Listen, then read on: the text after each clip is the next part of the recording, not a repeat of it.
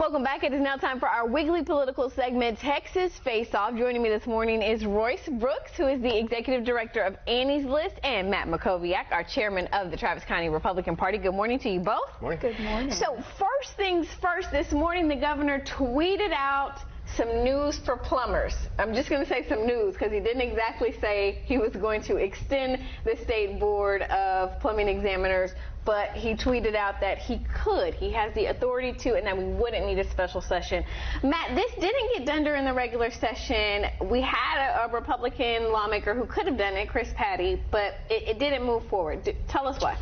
Yeah, so one of the great things about Texas is our agencies go under sunset review so that they get reformed on a regular basis. I think it's every 6 years, might be every 5 years. Every agency goes under that process, and so that includes the Board of Plumbing Examiners. What generally happens is they pass a safety net bill that covers everything that's under sunset, so that if something doesn't get reformed, if the sunset bill for that agency doesn't pass, it can still continue for 2 years because they're only in session 140 days every other year. In this case, there was, I don't know if it fell through the cracks or there was disagreement or whatever, they ran out of time or what the issue was, but they just didn't pass a safety net bill and they didn't pass the sunset bill. So technically, I think in September, this board would no longer be able to license plumbers. What the governor said is that he believes he has some authority to keep it going. He's going to announce that in the next 7 to 10 days. So I think there's going to be a solution here, and they're working on it hard over there. Yeah, this rather not having some sunset legislation passed was the whole reason we had a special session last legislative session, but probably not likely going to see that happen. Is that good news, bad news for Texans?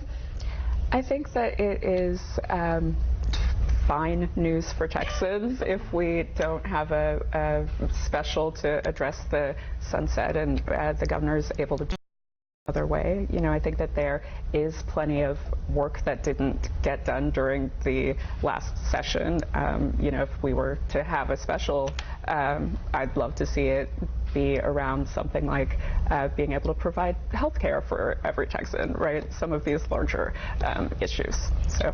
All right, let's talk a little bit. Very interesting numbers that came out today. The Texas Tribune came out with a heat index showing which districts in Texas and which way they could lean if your district is going to turn purple for the 2020 election. Pretty interesting stuff there as far as toss-up districts, because some people, we saw in 2018 a lot of districts in Texas that were red turn blue. We'll start with you. Talk to us a little bit about what you think this says about where we're headed in 2020. Absolutely. Well, Texas is a competitive state. It's going to be competitive for a long time. It's going to continue to be competitive. I think that you see that with the number of presidential candidates who sort of can't stay out of the state, right? Democrats saw strong gains last cycle in November with adding 12 Democratic legislators in the House, picking up 2 state Senate seats, 3 congressional seats, and I think that the trend really shows that Democrats are increasingly competitive in the state. In 2016, Hillary Clinton cut Obama's vote margin by half, and in 2018, Beto, being the top of the Democratic ticket, cut that margin by much more than half, right? So we're seeing a really competitive trend. Matt, what are your thoughts there? Could Texas turn purple? Well, I don't think you presidential election years to midterm years. They're very different. The electorate's different. I will admit the 2018 electorate did look more like a presidential electorate because the turnout was very high, and Beto is the reason for that. Look, I don't think 2020 is going to look like 2018 for 2 reasons. One, Beto had $80 million to spend, more money than any candidate who's ever run for the United States Senate in any state in the history of the country. They're not going to have that kind of money. The Democrats are not going to have that kind of money this time. I don't think the Democratic nominee is going to compete for Texas. I don't care what they're saying now. I don't think Texas is going to be affordable, and I don't think they're going to need it to have their path to the presidency. They're going to go after the states in the Midwest, I suspect. But the second thing that's important is that straight ticket voting is now over, and so you're going to have to vote individually. You're going to have significant undervote down ballot. That's going to affect state House, state Senate, and congressional races and judicial races.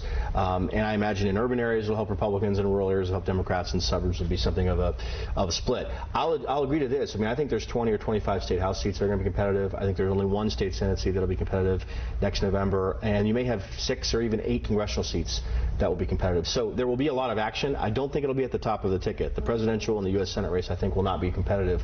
But down ballot, there's going to be a lot of action, and going into redistricting, it's an important cycle. Yeah, you raised a point that I was going to make, which is about straight ticket voting. It is now gone in Texas. So how do you think that is going to impact Democrats? I think I actually agree with my colleague here that it will likely have mixed impact on Democrats. I think it is likely to potentially benefit us in some of the rural areas and potentially cause some drop-off in urban areas. You know, I think that in general, we expect to see a record turnout next year, and that means that there will be more people in line voting. The ballots will take longer to vote because there's not the option of just checking one box, and so really making sure that prepared for the difference in voting experience that they'll have, I think, is something that we are thinking about and working on now.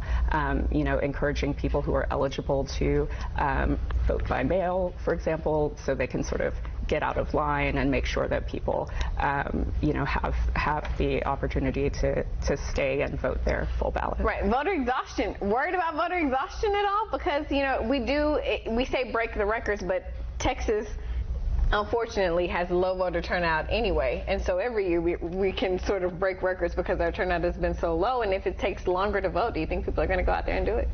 Yeah, I mean, she raises a good point about the fact that it's going to take longer to vote if you vote individually, because a lot of people do just vote a single party, and so, you know, 60–70% of the vote can be straight tickets. So it is going to take more time. I hope people take advantage of early voting when there aren't lines. As she said, vote by mail if you're eligible. So there are some options there. But, you know, look, I mean, voting's important and it's worth the time. If you want to avoid lines, don't go during lunch.